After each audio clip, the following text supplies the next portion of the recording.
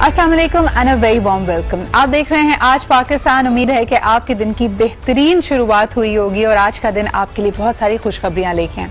हमारे लिए ये यकीन करना मुश्किल होता है, हालांकि हम दुआएं कर रहे होते हैं और इस ईमान के साथ कर रहे होते हैं कि अल्लाह हमारी मुश्किलों को हल करेगा, लेकिन अगर सुबह ही सुबह कोई कहे कि बस जी आज आपकी मुरादों के बर आने का दिन है तो उस पर यकीन करना थोड़ा मुश्किल होता है। लेकिन बहरहाल जी खित्ते की सूरत हाल पर नजर डालते हैं। वजीर आजम इमरान खान साहब का हालिया दौरा श्रीलंका का इस वक्त खबरों की जीनत बना हुआ है। यकीनन उनके हममनसब पाकिस्तानी से उनकी मुलाकात हुई है। वहां पे क्या सूरत हाल है, किन बातों पे मुआहदे हुए हैं, बिकॉज एक अनफॉर्चुनेट रियलिटी ये है कि पहले हमेशा कंपेयर किया जाता था इस खित्ते को यानी साउथ एशिया को दुनिया के बाकी पॉलिटिकल ब्लॉक से, लेकिन हमने ये देखा है कि कई दिहाइयों से इंडिया ने एक तरह से बुली किया हुआ है तमाम रिलेशनशिप्स को। बीइंग द बिगेस्ट कंट्री, इक्तिसादी तौर पे सबसे मजबूत मुल्क होने की वजह से उसके रवाबित डिक्टेट करते हैं कि SAARC countries, south Asian countries आपस में क्या रवाबित रखती हैं। लेकिन अगर खुसूसन श्रीलंका और पाकिस्तान की बात की जाए, वहां पे जब तामिल टाइगर्स का एक जोर और शोर था और एक हमसे भी ज्यादा हिजान की कैफियत से वो गुजरे। हम तो टेररिज्म और शिद्दत पसंदी के बारे में बात करते हैं, लेकिन इससे कई गुना ज्यादा जो एक almost civil war like situation हो गई थी, उसमें पाकिस्तान का contribution to bring back the prosperity and the stability in Sri Lanka, उसको श्रीलंका कभी नहीं भूलता। एक बड़े देरीना और गहरे ताल्लुकात हैं दोनों ममालिक के बीच में। इस वक्त क्या सूरत हाल है, इस दौरे के बाद किस किस्म के MOUs और किन खुसूसी एरियाज पे ये बायलैटरल रिलेशंस आगे बढ़ रहे हैं, आइए दिखाते हैं आपको इस रिपोर्ट में।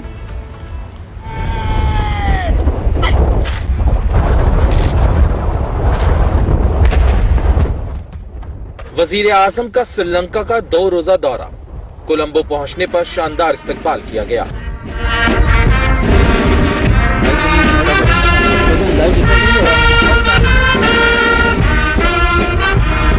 वजीर आजम को गार्ड ऑफ ऑनर पेश किया गया। एजाज में तोपों की सलामी भी दी गई।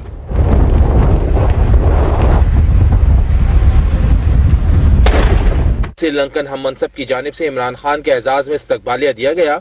वजीर आजम और श्रीलंकन हममनसब की 1-on-1 मुलाकात भी हुई, जिसमें 2 तरफा ताल्लुकात और दीगर उमूर पर तबादला ख्याल किया गया।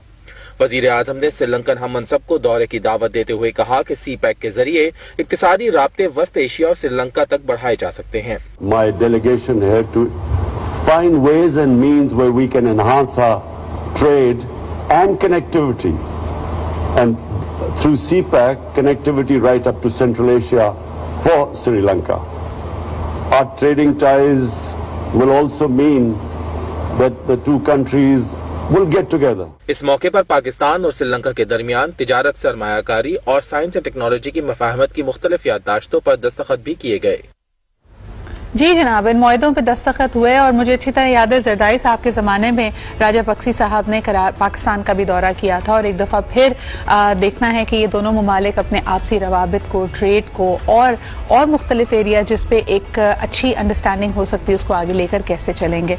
आगे बढ़ते जी आपको बताते चलें कि पाकिस्तान की सबसे बड़ी दरामद यानी जो हमारा बिगेस्ट इम्पोर्ट है वो है ऑयल, और जब ऑयल की प्राइसेस बैनुल-अक़वामी मार्केट में ऊपर नीचे होती हैं तो इसका डायरेक्ट इफेक्ट पड़ता है पाकिस्तान की मईशत और इक़्तिसादी सूरत हाल पे। इस पर हमने कई दफ़ा बात की है कि हमारे एनर्जी ग्रिड को रीमिक्स करने की ज़रूरत है, लेकिन ये लॉन्ग टर्म या मीडियम टर्म हो सकता है। इस पर गुफ्तगू बहुत होती है, लेकिन हमने देखा है कि खाम तेल की कीमत जो आलमी मंडी में है उससे डायरेक्टली हम हर तरीके से इम्पैक्ट होते हैं। सबसे पहले दिखाते हैं आपको इस हवाले से एक रिपोर्ट, फिर उसके बाद माय वेरी डियर फ्रेंड और सीनियर एनालिस्ट हसन खाबर हमारे साथ होंगे, उनसे इस बारे में डिस्कशन भी करेंगे। Let's take a look. बैनुल-अक़वामी market में खाम तेल की कीमतों में इजाफे का सिलसिला जारी। बरतानवी क्रूड ऑयल की कीमत $66 और अमरीकी खाम तेल $61 फी बैरल से तजावुज कर गया। आलमी सतह पर कोरोना के जोर में कमी के बाद लॉकडाउन में नरमी और मुआशी सरगर्मियों में इजाफे के बाइस खाम तेल की तलब बढ़ रही है, जिसकी वजह से खाम तेल की कीमतों में इजाफे का रुझान है। बरतानवी ब्रेंट क्रूड की कीमत $1.09 से इजाफे से $66.33 फी बैरल हो गई। अमरीकी खाम तेल $2.25 से बढ़कर $61.49 फी बैरल हो गया। اینڈ آپ نے دیکھا کہ یہ کس طرح صورتحال تبدیل ہو رہی ہے. ہیجنگ بھی کی پاکستان نے تو اس وقت کی جب عالمی منڈی پہ سب سے زیادہ تیل کی قیمت تھی. حسان السلام علیکم اینڈ ویری گڈ مارننگ. یہ رپورٹ آپ نے دیکھی, کیا فوری طور پہ امپیکٹ ہم دیکھیں گے, کیونکہ جب بھی اس طرح کی خبر آتی ہے ہماری روزمرہ کی چیزوں سے لے کر ہماری ادویات تک تمام چیزوں کی قیمتیں بڑھ جاتی ہیں. کیسے دیکھ رہے ہیں اس کا امپیکٹ؟ جی شکریہ سدرا, بالکل آپ بات بالکل ٹھیک کہہ رہی ہیں, کیونکہ ہمیں جو تیل کی قیمتیں ہیں وہ کئی طرح سے امپیکٹ کرتی ہیں. جی, ہمارا امپورٹ کا بل بڑھتا ہے, لوگوں کے لیے پیٹرول کی پرائس بڑھتی ہے, ہماری جو الیکٹریسٹی کی جنریشن پرائس ہے اس کا جو فیول ایڈجسٹمنٹ چارج ہے وہ بڑھتا ہے, لوگ یوز کرتے ہیں, اور پھر اس کا جو افیکٹ آتا ہے باقی روزمرہ کی چیزوں پہ. آپ نے بتایا کہ ہر چیز پہ اس کا امپیکٹ آئے گا. ابھی ہم نے جو دیکھا ہے کیونکہ آئل کی قیمت ابھی بڑھ بھی رہی ہے اور مزید بڑھنے کا امکان ہے, جیسے دنیا کھل رہی ہے, ویکسینیشن ہو رہی ہے, کووڈ کا امپیکٹ نیچے جا رہا ہے. تو ابھی تک گورنمنٹ نے کوشش یہ کی ہے کہ کہیں پیٹرول کی قیمت بڑھائے اور کہیں اس کو روکے, اور وہ انہوں نے اس وقت جو لاسٹ ٹائم کیا ہے وہ انہوں نے یہ کیا ہے کہ انہوں نے پیٹرولیم ڈیولپمنٹ لیوی کے اوپر ہٹ لی ہے اور پیٹرول کی پرائس ابھی نہیں بڑھنے دی. لیکن دوسری طرف سے ان کو یہ دیکھنا پڑے گا کہ جی ہمارا ریونیو جو ہے اب وہ کہاں پہ جائے گا, کیونکہ ہم نے اس سال یہ اپنے ذہن میں رکھا تھا کہ ہم 450 ارب پیٹرولیم ڈیولپمنٹ لیوی کی مد میں رکھیں گے. تو کچھ تو حکومت کوشش کر رہی ہے کہ یہ اس کو پاس آن نہ کرے, لیکن یہ زیادہ عرصہ نہیں چلے گا, اور میرے خیال میں یہ آنے والے کچھ ماہ کے اندر انفلیشن کے اندر بالکل کنٹریبیوٹ کرے گا, اور ابھی امکان بھی یہی تھا کہ اگلی ماہ جو ہے وہ انفلیشن کے ہائی رہنے کا امکان ہے.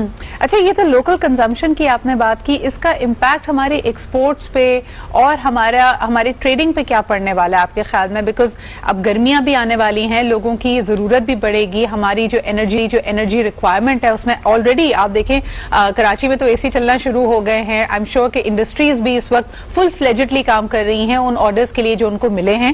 اس پہ کیا امپیکٹ پڑے گا؟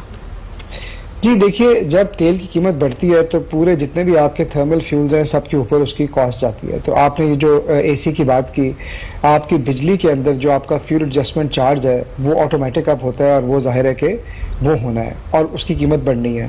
تو بجلی کی جب قیمت بڑھے گی تو ظاہر ہے کہ ہماری انڈسٹری امپیکٹ کرتی ہے. دوسرا یہ ہے کہ جب آپ کی تیل کی قیمت بڑھتی ہے تو آپ کا امپورٹ بل بڑھتا ہے اور آپ کا ٹریڈ ڈیفیسٹ بڑھتا ہے. آپ کو پتا ہے کہ ابھی کچھ ماہ سے ہمارا کرنٹ اکاؤنٹ ڈیفیسٹ اب ہونا شروع ہوا ہے, جو کہ پارشلی خوشائند بات بھی ہے, کیونکہ اس کا مطلب ہے کہ آپ کی انڈسٹری پک ہو رہی ہے, آپ کی اکانومی پک ہو رہی ہے, لیکن اس سے جو ہے اس کے اوپر مزید پریشر پڑنے کا امکان ہے.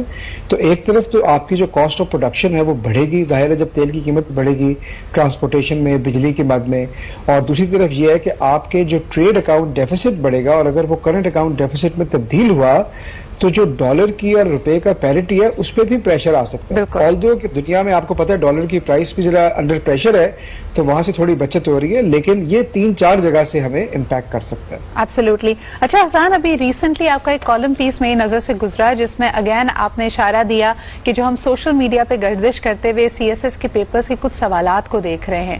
کس طرف ہم نے پہلے بھی اس پہ گفتگو کی ہے کہ انفارچونیٹلی دا گورنمنٹ پوزیشن جو سول سروس کی پوزیشنز ہیں وہ پریفرڈ امپلائمنٹ لوگوں کے لیے نہیں رہی ہے. اینڈ حالیہ دور میں تو ہم دیکھتے ہیں کہ جتنے بھی لوگ ہیں وہ ایک طرح سے منجمد ہو جاتے ہیں, فیصلے کرنے سے بھی کترا رہے ہوتے ہیں. پہلے بات وہیں سے شروع کروں گی کہ ان ٹیسٹ کے جو پیپرز اور جو کوسچنز فلوٹ کر رہے ہیں اس پہ آپ کا کیا تجزیہ ہے؟ What kind of quality of civil servants will we be attracting? بہت ہونہار لوگ ہیں پاکستان میں جو اس کے لیے اپیئر کرتے ہیں, لیکن سوالات کو دیکھ کے آپ کا کیا رسپانس تھا؟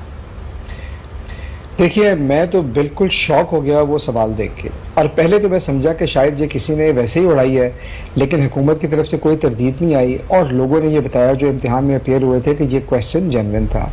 یہ اس آپ کویسچن کی بات کریے جس میں انگلش کے بہت ہی مشکل الفاظ پوچھے گئے تھے جو کہ شاید اب یوز میں نہیں ہے, ان کا یوز جو ہے وہ اب وہ عام ہم استعمال میں ہی نہیں لاتے ان کو. اچھا دیکھیں, اس میں ہمیں یہ سمجھنا پڑے گا کہ 18-19 ہزار لوگ ٹیسٹ دیتے ہیں اور سالہ سال تیاری کرتے ہیں. انگریزی کا جو پرچہ ہے سدرا, اس کے اندر آپ کو پاس ہونا پڑتا ہے, اگر آپ اس میں فیل ہو جائیں گے تو آپ CSS سے نکل جائیں گے. اس امتحان میں ایسے پھنسانے والے سوال لانے کا مطلب یہ ہے کہ لوگوں کی سالوں کی محنت ضائع ہو سکتی ہے. یعنی ایک جو بہت لائٹ لڑکا ہو جس نے بہت محنت کی ہو, اس کا ایپٹیچیوڈ بھی ہو, اور اگر اس کو انگلش کے کچھ ایسے الفاظ نہیں پتہ جو استعمال میں نہیں ہے تو وہ CSS میں فیل ہو جائے گا. اب ایک تو اس سوال کے اوپر یہ ہے کہ آخر حکومت نے یہ کیوں کیا یا فیڈرل پبلک سروس کمیشن نے یہ کیوں کیا. اس میں 2-3 خیال ہیں میرے. ایک تو یہ ہے کہ لوگ کہتے ہیں کہ عام طور پہ وہ 1-2 سوال ایسے ڈالتے ہیں تاکہ لوگ پھنسیں اور 18-19 ہزار سے وہ کوئی بات 500-600 لوگوں پہ آ جائے. اگر تو یہ بات سچ ہے تو میرے خیال میں یہ بہت ہی آربیٹری طریقہ ہے لوگوں کو اسکرین کرنے کا, اور ایسا نہیں ہونا چاہیے. صحیح. دوسرا یہ ہو سکتا ہے کہ انہوں نے یہ سوال کہیں سے اٹھا کے کاپی پیسٹ کر دیا ہے اور یہ دیکھا ہی نہیں کسی نے کہ یہ سوال نہیں جانا چاہیے. اور تیسرا یہ ہے کہ ہم آج بھی شاید 19ویں-20ویں صدی میں رہ رہے ہیں اور 21ویں صدی کے تقاضوں کو ہم پورا نہیں کر رہے, اور آج بھی ہم پرانی سوچ اور مشکل انگریزی لکھنے والے کو عقل مند سمجھتے ہیں.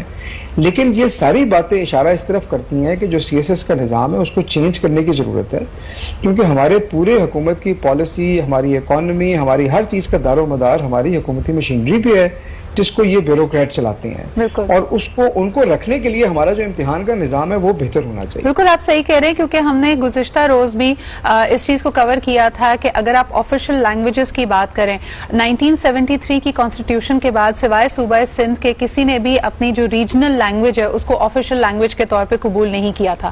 40 سال کے بعد ہم نے دیکھا کہ KPK میں پشتو کو ریکگنائز کیا گیا ہے. بلوچستان اس میں سب سے آگے ہے جو 8 جو ریجنل لینگویجز بولی جاتی ہیں اس کو ریکگنائز کرتا ہے ایز آفیشیل لینگویجز. پنجاب میں ابھی بھی ہم دیکھتے ہیں کہ 2013 کے بعد اس کو ایکسیپٹ کیا گیا کہ پنجابی بھی آفیشیل لینگویج ہو سکتی ہے, لیکن نصاب میں ابھی بھی یہ آپشنل ہے. آپ کو لگتا ہے کہ صرف اور صرف CSS کا جو ایمفسس ہے انگریزی زبان کے اوپر, اور پھر دوسری طرف ہم دیکھتے ہیں کہ صوبائی سطح پہ آفیشیل لینگویجز ریجنل لینگویجز کو بھی ایکسیپٹ کیا گیا ہے, یہ اپنے آپ میں ایک بہت بڑا کانفلکٹ ہے حسان؟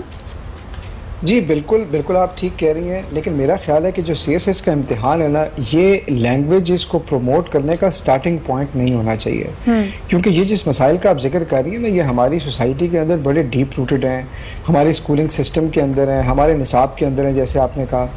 لیکن CSS میں آپ یہ تو ضرور کر سکتے ہیں کہ اگر آپ نے انگریزی کا امتحان لینا ہے تو آپ کم سے کم اس کے فنکشنل یوز کا امتحان لیں, اس چیز کا امتحان لیں جس کو لوگ یوز کرتے ہیں روزمرہ میں, اور پھر جب انٹرویو کی سٹیج آتی ہے تو اس کو آپ بائی لینگوئل رکھیں تاکہ آپ اگلے آنے والے بندے کو سمجھ سکیں, اس کی بات سمجھ سکیں. یہاں پہ ہمارے آدھے جو کینڈیڈیٹس ہیں وہ تو لرزتے کامتے رہتے ہیں کہ جی انگریزی کیسے ہم 1 گھنٹہ. لیکن بڑا مسٹیریس بات یہ ہے حسان کہ میری خود ملاقات کئی ایسے بچوں سے ہوئی ہے جنہوں نے A لیولز میں انگریزی کے خاص طور پہ لٹریچر اور جنرل پیپرز میں ڈسٹنکشن لی ہے, لیکن جب وہ CSS کی طرف جاتے ہیں تو ان کو انگریزی میں فیل کر دیا جاتا ہے. تو یہ اپنے آپ میں ایک بہت بڑی مسٹری ہے. دیکھیے مسٹری تو اب ان ریزالو ہو گئی نا جب آپ نے وہ پیپر دیکھا. وہ جو الفاظ ہیں, میں نے آپ خود لوگوں کو یہ کہا کہ میں نے خود CSS 22 سال پہلے کیا تھا, پوزیشن لی تھی, میرے جتنے دوست ہیں پوزیشن ہولڈرز, ہم سب کو آپ وہ پیپر دے دیں اور ہم سب اس میں فیل ہو جائیں گے. ایسے الفاظ کا مطلب کس کو آتا ہے صدر؟ تو یہ مسٹری ریزالو ہو گئی ہے. صحیح. تو ایک قدغن ہم اس وقت دیکھ رہے ہیں کہ بیریئر ہے ٹو انٹری, ایک اس کی کیا وجوہات ہیں؟ آپ نے کہا کہ 3 پاسبل وجوہات ہو سکتی ہیں, لیکن دوسری طرف اگر relating to our larger issue پہ بھی ہیں ڈیسیژن میکنگ. حسان, اس کے اوپر بھی کئی آرٹیکلز لکھے گئے, آپ کا اوپینین بھی پیس میں نے دیکھا تھا کہ the whole narrative of accountability وہ اتنا اسٹرکٹ ہو چکا ہے, اتنا نان انکمپسنگ ہو چکا ہے کہ ہم نے دیکھا ہے کہ لوگ اب فیصلہ لینے سے کترا رہے ہیں. خاص طور پہ اگر آپ کے پاس کوئی فائل آتی ہے تو آپ کو لگتا ہے کہ اس فائل پہ اگر میرا دستخط ہوا تو کل کو کوئی اور فائل کھل جائے گی. اس پہ آپ کیا کہیں گے؟ دیکھیں 2 باتیں اس کے اندر. ایک تو یہ ہے کہ آپ کی جو اکاؤنٹیبلٹی کا پروسیس ہے نا وہ کریڈیبل نہیں ہے. لوگ یہ سمجھتے ہیں کہ آپ نے جس کو پولیٹیکلی وکٹمائز کرنا ہے آپ اس کو پکڑ کے اندر کر دیں گے اور ادروائز لوگ دندناتے پھریں گے اور جو مرضی کریں. تو ایک تو سزا کے اندر لوگوں کا بلیف نہیں ہے کہ وہ کریڈیبل ہے. اچھا, دوسرا آپ نے لوگوں کو ایک اور آپشن دے دی, یعنی آپ نے کہا کہ اگر تم کچھ سائن کرو گے تو تمہارے پہ انکوائری کھل سکتی ہے, لیکن اگر تم کچھ بھی نہیں کرو گے تو اس کے لیے ہمارے سول سروس کے جو رولز ہیں اس میں کوئی سزا نہیں ہے. یعنی آپ اگر ہاتھ پہ ہاتھ دھر کے بیٹھے رہیں گے تو کوئی بھی فرق نہیں پڑے گا. تو آپ مجھے خود بتائیں کہ جو بھی کوئی ڈرپوک آدمی ہوگا یا کم سے کم اس نے کوئی پیسے نہیں بنانے, اس کا انسینٹیو کیا ہے؟ یہ ہم پرورس انسینٹیو سسٹم کے اندر سیٹ کر رہے ہیں کہ ایک طرف ہم لیک آف کریڈیبل جو ہماری سزائیں ہیں وہ ہیں وداؤٹ کریڈیبلٹی, ایک طرف ہم ان ایفیشنسی کو سزا نہیں دیتے تو ہم لوگوں کو انسینٹیوائز کر رہے ہیں کہ وہ کام نہ کریں اور وہ ہاتھ پہ ہاتھ دھر کے بیٹھے. حسان اس پہ کیا کہیں گے؟ یہ جو آپ نے بڑی امپورٹنٹ بات یہاں پہ کی ہے کہ ہم دیکھتے ہیں کہ ہر حکومتی ادارے میں آپ کے پاس ایسے ان گنت کیسز ہوں گے جب کہا گیا کہ جی ٹائملی یہ ڈیسیجن لیے تھے, اس پہ بیک گراؤنڈ ورک ہوا تھا, اس کی ایسٹیمیشنز تیار کی گئی تھی, لیکن کیونکہ پروجیکٹس پہ ڈیسیجن نہیں لیا گیا یا ٹیکٹیکل ڈیسیجنز نہیں لیے گئے, وہ وقت گزر گیا. آپ نے بالکل اہم بات یہاں پہ کی ہے کہ جو یہ ہم وقت گزارتے چلے جاتے ہیں بغیر فیصلہ لیے, اس کی کوئی سنگن ہوتی ہے اور ہونی چاہیے؟ یعنی جو ہم انسٹیٹیوشنل ریفارمز کی بات کر رہے ہیں, کیا ڈیلے ٹیکٹکس پہ, ڈیسیجن نہ لینے پہ, انڈیسائسو ہونے پہ کیا کبھی ہم اکاؤنٹیبل ٹھہرائیں گے لوگوں کو؟ جی ٹھہرانا چاہیے, لیکن ٹھہرائیں گے یا نہیں مجھے مشکل لگتا ہے ہمارے ملک میں, کیونکہ جہاں پہ تو جو لوگ غلط کام کریں ابھی تو ان کو پکڑنا مشکل ہوا. جیسے میں نے آپ کو بتایا کہ اگر ہینڈ فل آف کیسز آپ نکال دیں جن کو آپ نے آئیڈینٹیفائی کر دیا, تو ادروائز تو آپ کسی بھی کمیونیکیشن اینڈ ورکس کسی ٹھیکے کے پاس چلے جائیں, آپ کو پتہ ہے, مجھے پتہ ہے, اس ملک میں کوئی کام پیسے دیے بغیر نہیں ہوتا. آپ نے بھی فیس کیا, میں نے بھی فیس کیا ہے, تو ابھی تو ہم ان کو سزا نہیں دے پا رہے. لیکن یہ جو بات ہے نا ڈیلے ان ڈیسیجن میکنگ, اس میں دیکھیں دونوں طرف ہے. ایک طرف وہ بیوروکریٹس ہیں جو ڈرتے ہیں ایسے ڈیسیجن لینے سے جو کل کو ان کے اوپر آگے آ سکیں, اور دوسری بات یہ ہے کہ ہمارے ایک بعض دفعہ سیاست دان بھی اتنی جلدی میں ہوتے ہیں کہ وہ بیوروکریٹس کو یہ ٹائم نہیں دیتے کہ وہ ڈیو ڈیلیجنس کریں. ایک سال کا جو پروسیس ہے اس کو سکویز کر کے 15 دن کے اندر لے آئیں اور ان سے سائن کروائیں. تو یہ اس کے اندر کئی لوگوں کو مورد الزام ٹھہرانا چاہیے. میرے خیال میں یہ صرف ایک طرف کی بات نہیں ہے, لیکن بہرحال ہمارا جو سسٹم ہے, آپ جس منسٹر سے, کیبنٹ منسٹر سے بات کریں, اس کی شکایت جائیے بیوروکریسی سے کہ جی ہم جو بات کرتے ہیں یا تو بیوروکریسی وہ نہیں ہونے دیتی یا 15-18 مہینے لگا دیتی ہیں ہمارے ڈیسیجنس کو امپلیمنٹ کرتے ہوئے. تو بہرحال یہ اس وقت ایک بہت سنگین مسئلہ ہے. بالکل صحیح کہہ رہے ہیں. Thank you so much Hassan for being here with us. اہم بات یہ ہے کہ ان ڈیلے ٹیکٹکس کی وجہ سے قیمتی وقت گزر جاتے, مسائل وہیں کے وہیں کھڑے رہتے ہیں.